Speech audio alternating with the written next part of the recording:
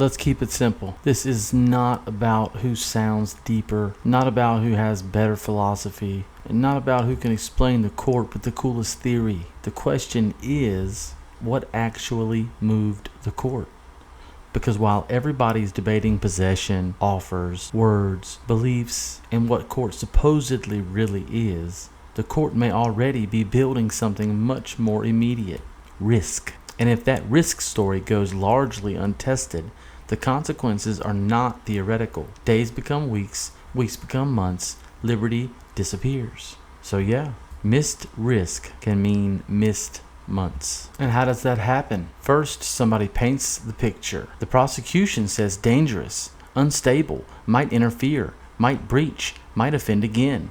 Notice all those words are predictions. But if nobody slows the process down and asks what facts actually support the picture starts becoming the working reality of the room. The allegation becomes the frame becomes the risk, and suddenly everybody is discussing the person as though the painting itself has already been proved. First the picture, then the order. And meanwhile, somebody over here is still explaining how risk is just an offer. Cool. Possession, offer, words matter, belief. No worries, mate.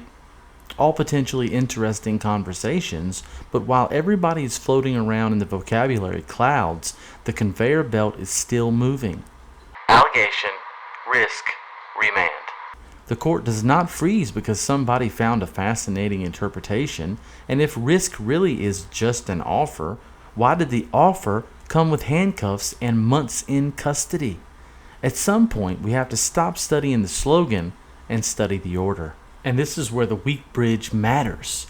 You've got a fact, or maybe just an allegation, then a source, then somebody draws an inference, then suddenly we arrive at risk. But every plank matters. Did the source actually know what they claimed to know? Was the fact disputed? Was it corroborated? Does that fact really predict the future harm being alleged?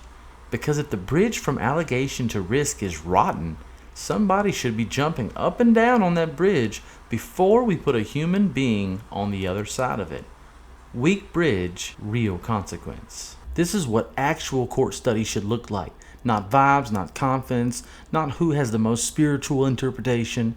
Look at the machine. Allegation, source, inference, risk, order. What was said? Who supplied it? Why was it reliable? What inference did the court draw? What risk did that supposedly establish, and what order followed? That is the mechanism. You can disagree with the whole system and still study the lever that moved it, because if you don't know what moved the court, you don't know what needed challenging.